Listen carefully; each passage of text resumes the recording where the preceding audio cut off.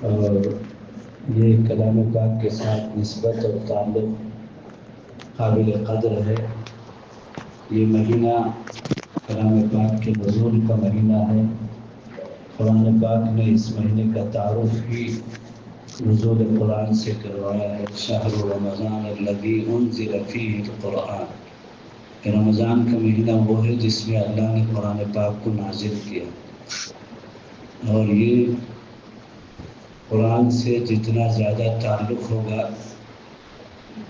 اتنا زیادہ ایمان ہماری زندگی میں مضبوط ہوگا۔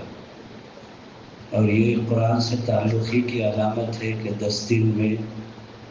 روزانہ 3 پارے کر کے آپ لوگوں نے سنا ہے۔ اللہ تعالیٰ اس محبت کو قائم و دائم رکھے، اور اس تعلق میں اللہ تعالیٰ روز بروز استحکام اور مضبوطی پیدا فرمائے۔ قرآن سے جتنا تعلق ہوگا اتنا زندگی میں ایمان آئے گا۔ اور یہ کتاب تعویذ کے نقش بنانے کے لیے، یا بچیوں کو شادی کے موقع پر جہیز میں دینے کے لیے، یا ماں باپ کے مر جانے پر ایصال ثواب کے لیے ڈبے پہنچانے کے لیے نہیں ہے۔ یہ کتاب ہدایت ہے۔ ہدایت کا مطلب ایک انسان کے پیدائش سے لے کر موت تک، اور موت سے لے کر اس کے آخری ٹھکانے تک پہنچنے کے لیے جو فارمولا اور شیڈول چاہیے، نظام العمل چاہیے، اس نظام العمل اور لائف اسٹائل کا نام کلام پاک ہے۔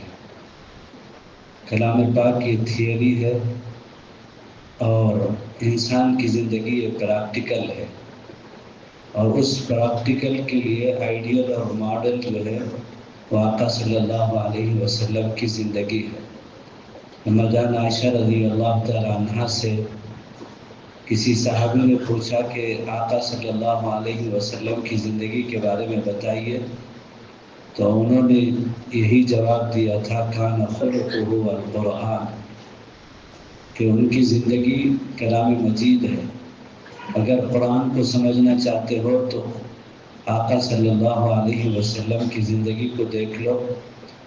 اور اگر آقا صلی اللہ علیہ وسلم کی زندگی کو سمجھنا چاہتے ہو تو قرآن کو دیکھ لو۔ قرآن تھیوری ہے، اور آقا صلی اللہ علیہ وسلم کی زندگی رہتی دنیا تک آنے والی انسانیت کے لیے آئیڈیل اور ماڈل بن کر پریکٹیکل ہے۔ تو اس لیے مومن کا تعلق قرآن سے رات و دن کا ہے۔ پیدائش سے لے کر زندگی کے ہر لمحے کی رہبری اس کتاب کے اندر موجود ہے۔ قرآن کے 4 حقوق ہیں۔ آج اس کلام پاک کے پورا ہونے کے موقع پر جو ایک اہم موقع ہے اور مستجاب وقت ہے، دعا قبول ہوتی ہے کلام پاک کے تکمیل پر، آپ ان 4 باتوں کا عزم کر کے جائیں کہ زندگی بھر ہم حقوق قرآن کو تھامے رہیں گے۔ سب سے پہلی بات تو یہ ہے کہ قرآن کو جیسا اللہ نے جبرائیل علیہ السلام کو پڑھ کر سنایا، اور جبرائیل علیہ السلام نے آقا صلی اللہ علیہ وسلم کو اللہ کی طرف سے لا کر پڑھ کر سنایا، اور پھر آقا صلی اللہ علیہ وسلم نے صحابہ کو پڑھ کر سنایا، اور صحابہ سے ہم تک یہ ایک حبہ برابر تبدیلی کے بغیر قرآن پاک کی تلاوت ہم تک پہنچی ہے کہ قرآن کس طرح پڑھا جانا چاہیے، یہ اس کا پہلا حق ہے۔ اور یہ مومن کی علامت ہے کہ وہ قرآن کو جس طرح اس کے پڑھنے کا حق ہے اس طرح پڑھا کرتا ہے، پابندی کے ساتھ۔ نہ پڑھنا آتا ہو تو اپنے امام صاحب سے کہیں استاذ تلاش کرنے کے لیے، یا کسی استاذ کو رکھ کر گھر بلا کر پیسے دے کر ٹیوشن میں پڑھنے کے لیے کوئی ضرورت نہیں۔ آپ اپنے امام صاحب سے محلے کی گزارش کیجئے کہ حضرت میرے پاس فجر کے بعد آدھے گھنٹے کا وقت ہے، میں آپ سے قرآن سیکھنا چاہتا ہوں۔ میرے پاس عشاء کے بعد آدھے گھنٹے کا وقت ہے، مجھے قرآن سیکھنا ہے، آپ سے گزارش ہے آپ مجھے قرآن سکھا دیں۔ یا جون سا وقت آپ کا فرصت ہو بتائیں، میں اس میں اپنا وقت جوڑنے کی کوشش کروں گا قرآن پاک سیکھنے کے لیے۔ اور قرآن پاک کا سیکھنا بہت آسان ہے۔ نورانی قاعدہ کی تختی نمبر 1، تختی نمبر 2، تختی نمبر 3، یہ 3 تختیاں اگر صحیح معنوں میں کوئی پڑھ لے، حالانکہ نورانی قاعدہ 28 تختیوں پر ہے، لیکن 3 تختی اگر کوئی صحیح معنوں میں پڑھ لے، حروف کی ادائیگی سیکھ لے، اور کہاں کھینچنا ہے کہاں نہیں کھینچنا ہے، اور کہاں جو ہے کس طرح سے ادائیگی کرنی ہے، اس کو پڑھ لے، سمجھ لے، تو پھر قرآن پاک آ جاتا ہے۔ وَلَقَدْ يَسَّرْنَا الْقُرْآنَ لِلذِّكْرِ فَهَلْ مِن مُّدَّكِرٍ، اللہ کہتا ہے جس کا یہ کلام ہے کہ ہے کوئی کلام پاک کو سیکھنے والا، پڑھنا سیکھنے والا، میں اس کے لیے آسان کر دوں گا۔ حتیٰ کہ ہمارے ذہنوں میں ایک بیٹھی ہوئی بات ہے کہ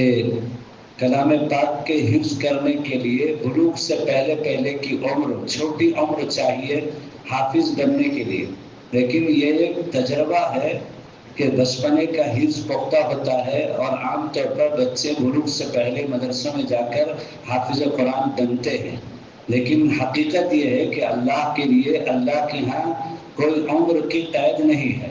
اس سال دارالعلوم دیوبند میں ایک 68 سال 68 60 پر 8 سال کی عمر کے بوڑھے انسان جو 50 پر 8 سال میں آل انڈیا میڈیکل انسٹیٹیوٹ میں، وہ ایمس میں MBBS MD AUS UK US 3 ملکوں سے ان کی MD کی ڈگری تھی، اور ان کے بعد بھی تقسیم ملک سے پہلے کے عالم دین تھے، تو وہ ڈاکٹر بنے، اور آل انڈیا میڈیکل انسٹیٹیوٹ جو ہندوستان کا سب سے بڑا، ہمارے ملک کا ٹاپ ہاسپٹل ہے،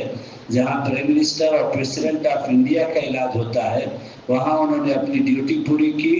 اور 58 سال 58 ایئرس قانونی طور پر ریٹائرمنٹ کے بعد قرآن حفظ شروع کیا، اور 2 سال میں حافظ قرآن ہو گئے۔ سبحان اللہ کہو۔ ایسے موقع پر سبحان اللہ اسٹیچو کی طرح سے گھور کے ایسے دیکھ لے کر نہیں بیٹھنا، کہاں کیا بولنا برابر بولنا، سمجھ کو سنتے گئے کو تبھی نہ معلوم ہوگا، پالی گھور لگ کیسے پڑے گے۔ تو 50 پر 8 سال میں بڈھے میاں حافظ قرآن ہو گئے، اور 3 پارے عشرے میں وہ قرآن سنا رہے ہیں۔ اس سال بھی سنایا، آج ان کا بھی ختم ہوا۔ صبح میرے پاس فون آیا تھا کہ آج میرا بھی کلام پاک عشرے میں پورا ہو رہا ہے، دعا کے لیے مجھ سے وہ کہہ رہے تھے۔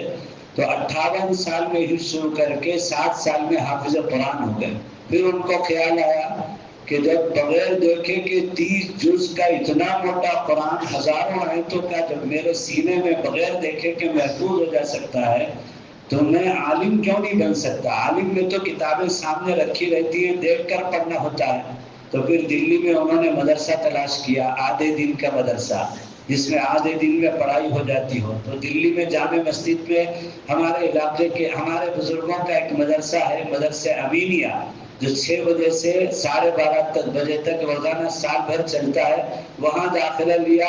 اور 60 پر 1، 60 پر 2، 60 پر 3، 60 پر 4، 60 پر 5، 60 پر 6، 60 پر 7، 7 سال کے اندر وہ عالم دین مکمل ہو گئے۔ اور گزشتہ سال دارالعلوم دیوبند میں انہوں نے جا کر، جہاں ہم لوگوں نے پڑھا ہے،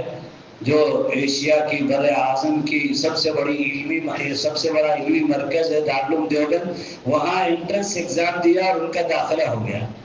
اور ماشاءاللہ دور حدیث، بخاری شریف، ترمذی شریف، مسلم شریف، ابو داؤد شریف، نسائی شریف، پوری کتابیں انہوں نے پڑھی، اور ایک حدیث کا نامہ نہیں کیا۔ اور اللہ نے ان کو یہ توفیق دی کہ وہ سال بھر روزانہ سبق بغیر دیکھے کہ سنا کر استاذ کے سامنے، پہلے تو حافظ قرآن ہو گئے 2 سال میں، پھر 7 سال میں عالم دین ہو گئے، اور پھر دور حدیث پورا پڑھ لیا گزشتہ سال، اور امتحان دیا دارالعلوم میں، اور اعلیٰ نمبر پر اول پوزیشن پر کامیاب ہوئے، اور ساتھ ہی ساتھ بخاری شریف کے بھی وہ حافظ ہو گئے۔ اللہ اکبر! بخاری شریف کتنی عمر میں؟ 60 پر 8 سال کی عمر میں۔ تو اس لیے آپ لوگ تو جوان بچے ہیں ماشاءاللہ، تو اس لیے ابھی جس نے قرآن نہیں پڑھا ہے تجوید سے، تو وہ سب آج ارادہ کریں کہ انشاءاللہ ہم ابھی سے، یعنی رمضان کے بعد سے نہیں، ابھی سے کل ہی سے اپنے امام صاحب سے جا کر بیٹھ کر الف با تا نورانی قاعدہ کے تختی شروع کر دیں گے اور قرآن پڑھنا جو اس کا پہلا حق ہے تجوید کے ساتھ شروع کر دیں گے، کریں گے انشاءاللہ۔ ہاں، اور وہ جو خالہ بھی کی پڑھائی ہے آگے کا آئینی تک پیچھے کا کھیر تک رہنے کا الحمدللہ رب العالمین وہ والا نہیں، بالکل ایک حرف پر 10 نیکی جو ہے وہ تجوید کے ساتھ پڑھنے پر الحمدللہ رب العالمین، الف پر 10 نیکی، لام پر 10 نیکی، ہا پر 10 نیکی، میم پر 10 نیکی، دال پر 10 نیکی۔ تو پڑھنا سیکھیں گے انشاءاللہ۔ اور نہیں پڑھیں گے ذرا ہاتھ اٹھا۔ ہاں ماشاءاللہ ہمارے گاڑی والے تو ہوشیار ہیں نا، ہمیں آج کل نیگیٹو پوچھتے پازیٹو پوچھتے نہیں، نہیں پڑھتے، نہیں کھاتے، نہیں سوتے، ایسا پوچھے گا تو دیکھنا ہے ذرا ہوشیاری سے، اچھا سن لکھی کی توجہ سے، نہیں کہاں کی ہی کی باری پریزنٹر جو ہے وہ میڈ آپشن کے درجے میں۔ تو اس لیے انشاءاللہ سب قرآن سیکھیں گے۔ ہاں یہ جو تعلق پیدا ہوا ہے عشرے میں حافظ صاحب کے پیچھے کھڑے ہو کر قرآن سے تعلق اور عشق و محبت اللہ کے کلام سے، اب اس کا نتیجہ ظاہر ہونا چاہیے کہ ہم سب انشاءاللہ اگلے سال سے پہلے بہترین تجوید کے ساتھ قرآن پڑھنا سیکھ لیں گے۔ دوسرا حق ہے قرآن کو سمجھنا سمجھنے والوں سے۔ کس سے؟ سمجھنے والے کون؟ یہاں جو بیٹھے ہیں مفتی اقبال صاحب، مولانا حق نواز صاحب، مولانا عبد الرحمان صاحب، یہ علماء کرام جو ہے یہ قرآن سمجھنے والے ہیں جنہوں نے جوانی کے 15 سال مدرسے میں کھپا کر 10 علوم پر علم پر مہارت کے بعد قرآن پاک کو جو ہے سمجھ کر تفسیر کرنے کا ملکہ اور صلاحیت اور استعداد ان کے اندر پیدا ہو گئی، تو ان سے قرآن سمجھنا ہے۔ 3 آدمی بیٹھ کر پینٹ شرٹ پہن لے کر اور ٹیبل چیئر میں بیٹھ لے کر سگریٹ کا کش لگا لے کر ایک جنے آیت پڑھ دل کر، ایک جنے ترجمہ کر دل کر، ایک جنے میری رائے ہے یہ آیت کا ترجمہ ایسا ہے، یہ آیت کا مطلب ایسا ہے، ایسا ہونا چاہیے کہ تو بس گمراہ ہے وہ شخص جو قرآن میں اپنی رائے کا دخل کرتا ہے۔ سمجھ میں آیا؟ تو اس لیے ان علماء سے قرآن پڑھو، سمجھو، سمجھنے والے علماء اکرام سے، سمجھنے والے علماء اکرام سے، سب سے نہیں، انجینئر سے نہیں، سمجھنے والے علماء اکرام سے۔ ٹھیک ہے، یہ دوسرا حق ہے۔ جب ابا جان کوئی کتاب لا کے دیتے ہیں کہیں ایگزیبیشن سے جا کر بیٹے کو، تو بیٹے کے اندر خود لا کر دیتے ہی ابا جان تعریف کر کے دے رہے ہیں کہ بیٹے بک فیئر سے ایک بہترین کتاب تمہارے لیے لے کر آیا ہوں، تو بیٹے کے اندر بےقراری ہوتی ہے کہ وہ کتاب پہلے میں پڑھ لوں جو ابا جان مجھے بک فیئر سے لا کر دیے ہیں، ہے نا؟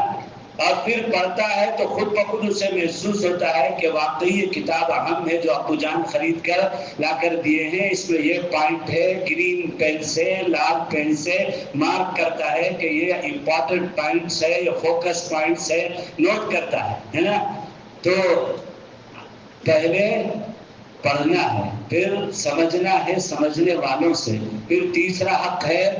اس کے مطابق زندگی بنانا ہے، چونکہ یہ کتاب ہمارے لیے زندگی کے لیے ہدایت والی کتاب ہے اور نظام العمل ہے زندگی گزارنے کا۔ ایک مومن کی زندگی اللہ کے ہاں جس طرح مطلوب ہے اس طرح کی زندگی اس کتاب کے اندر ہے، پیدائش سے لے کر موت تک، موت سے لے کر جنت میں پہنچنے تک سارے مراحل اس کتاب کے اندر۔ یہ کتاب کامل و مکمل اور اکمل کتاب ہے،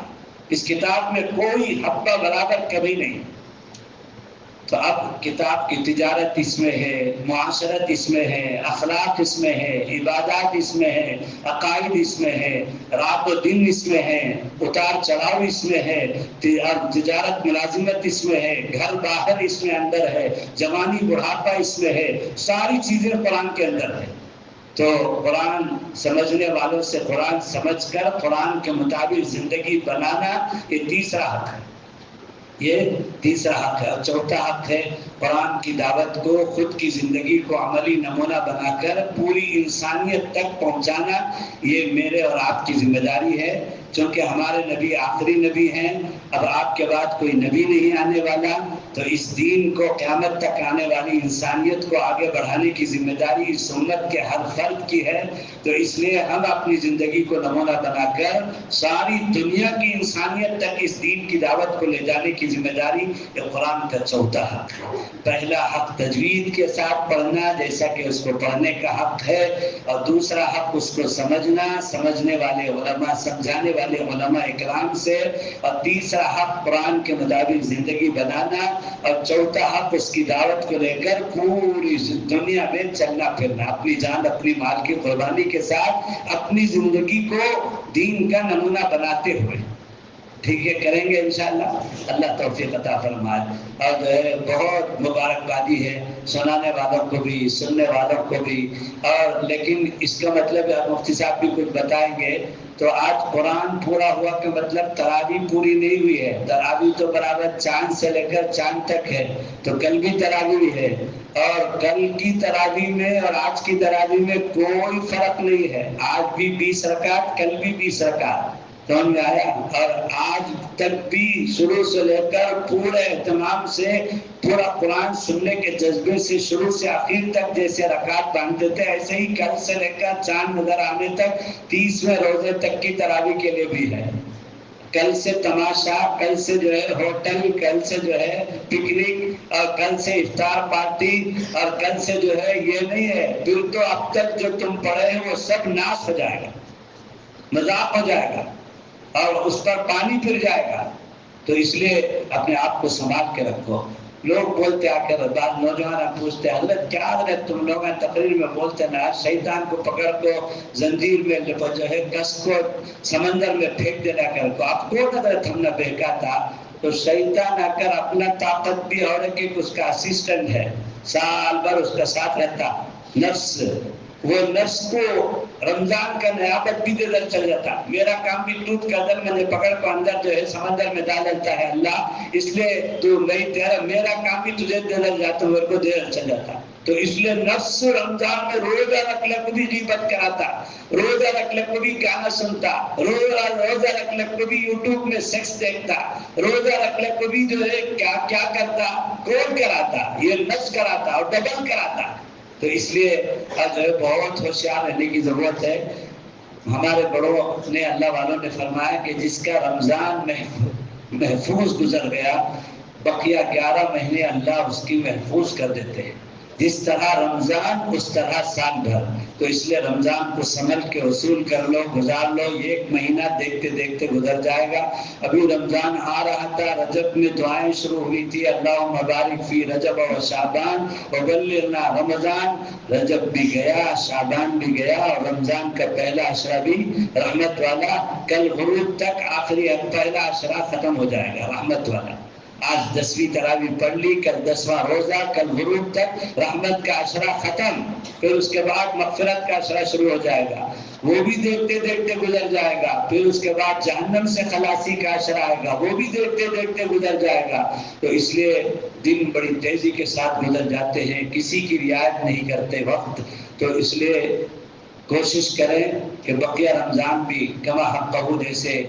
آج تک گزرا ہے اسی طرح گزرے، اور قرآن سے اپنا تعلق مضبوط رکھیں، اور بہت ہوشیاری کے ساتھ اپنی جوانی کی حفاظت کریں۔ اس وقت باطل جو ہے 3 طریقے سے نوجوانوں کی جوانی کو چھیننے کے لیے سوشل میڈیا کو ذریعہ بنا کر، کیونکہ سب کے ہاتھ میں لاکھ میں ایک ہوگا جس کے ہاتھ میں اینڈرائڈ فون نہ ہو۔ اینڈرائڈ فون نہیں کہ تو اسے آج کل کلچر میں بیوقوف اور پاگل بول دیں گے، سمجھ میں آیا؟ اس طرح کا معاشرہ بن گیا ہے۔ تو اس سوشل میڈیا کو آلہ بنا کر، ذریعہ بنا کر 3 شکل سے ہمارے نوجوانوں کی جوانی کو برباد کرنے کے لیے یہود و نصارہ اور کفار و ہنود اور مشرکین ایڑی چوٹی کا زور لگا رہے ہیں کہ آئندہ فیوچر یہی گرین نوجوان طبقے کے ہاتھ میں ہے۔ بڈھے لوگ تو گئے، ان کے بڑوں نے ان کو بنایا، وہ روزہ چھوڑنے کو تیار نہیں، اور وہ نماز چھوڑنے کو تیار نہیں کسی بھی حالت میں، وہ تو پار ہو گئے۔ لیکن اب نوجوانوں پر آئندہ فیوچر کا مسئلہ ڈیپینڈ ہے، تو اس لیے باطل نے نوجوانوں کو ٹارگٹ بنایا ہے، اور 3 طریقے سے۔ ایک طریقہ تو گیموں کے ذریعے سے جتنے گیم ہیں جو ہے سوشل میڈیا میں، یہ سب یہودیوں کی ایجاد ہے، اور ہر گیم کا اینڈ جو ہے وہ سوسائڈ اور جو ہے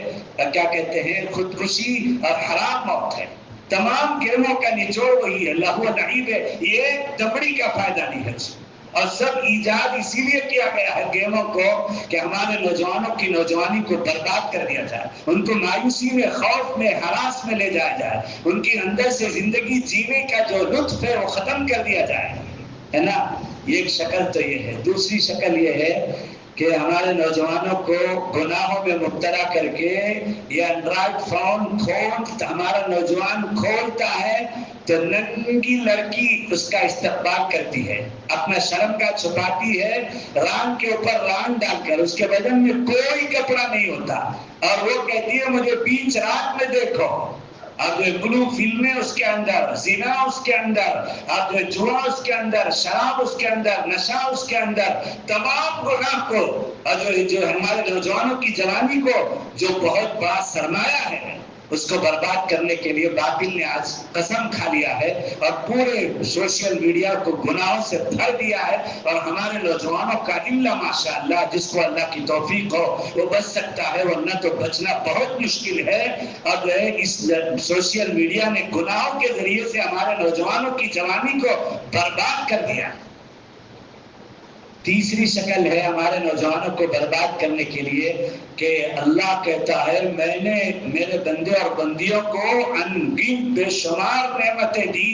اور صاف کہتا ہے آیت کے اندر کہ سب سے بڑی نعمت جو میں نے نوجوانوں کو دیا ہے اور جو ہے ایمان انسانوں کو دیا ہے وہ ایمان کی دولت ہے آقا صلی اللہ علیہ وسلم کے واسطے سے۔ اور ایمان کہتے ہیں اللہ کو ماننا، اس کے رسولوں کو ماننا، اس کے کتابوں کو ماننا، اور اس کے فرشتوں کو ماننا، قیامت کے دن کو ماننا، اور جو ہے تقدیر کو ماننا، اور مرنے کے بعد اٹھائے جانے کو ماننا، قبر کے احوال اور سوال و جواب کو ماننا،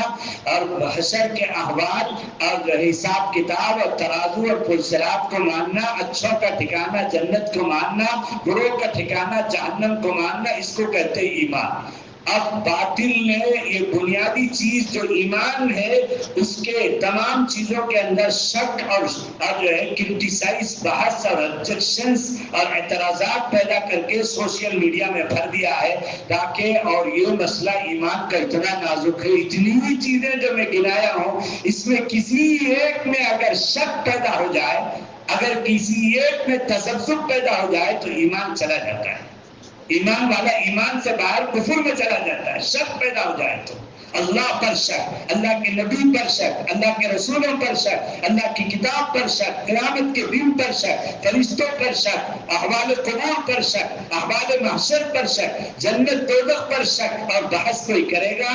تو ایمان سے باہر چلا جائے گا۔ اور باطل نے سوشل میڈیا میں یہ سارے آبجیکشنز اور شکوک اور شبہات اور کرٹیسائز بھر رکھا ہے۔ اگر نوجوان ہمارا کھولتا ہے تو طرح طرح کے باطل فرقے، شیعیت ہے، قادیانیت ہے، انکار حدیث ہے، اور ایکس مسلم ہے، اور مہدویت ہے، اور اتحاد بین المذاہب، سارے مذہب یکساں ہے، زبردست بھیانک درجے کا فتنہ ہے، اور اسی طرح سے شکیلیت ہے، کتنے فتنے سوشل میڈیا میں بھرا ہوا ہے۔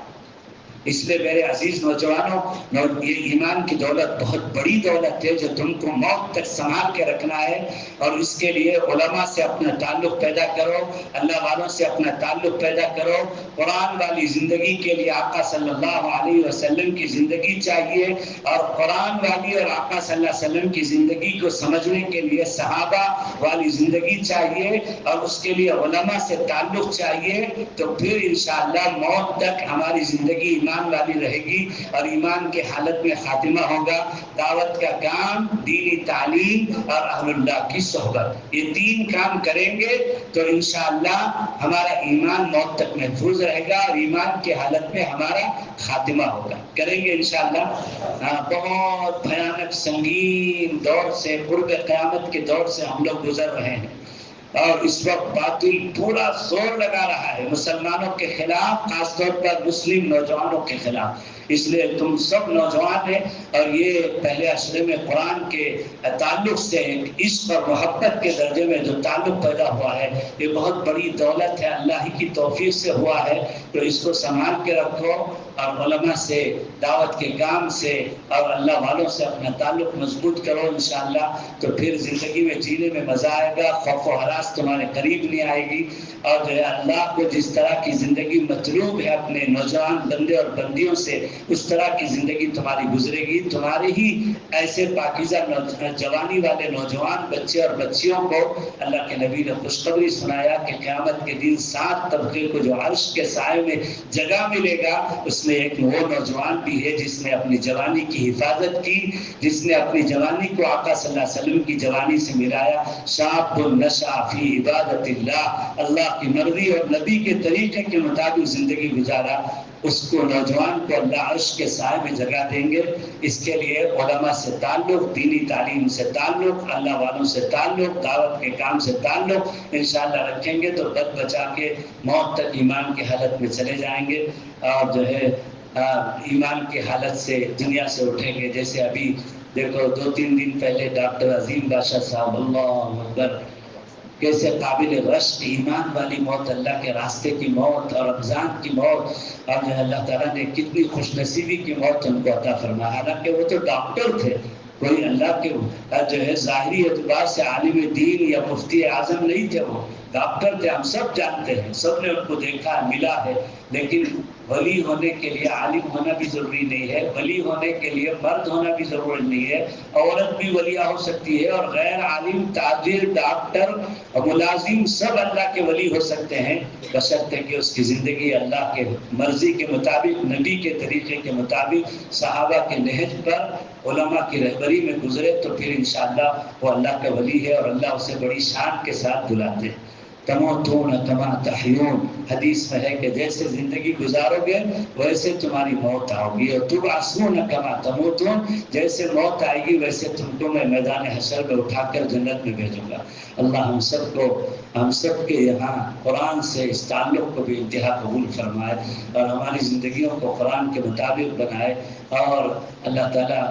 دنیا میں موجود گمراہ فرقوں سے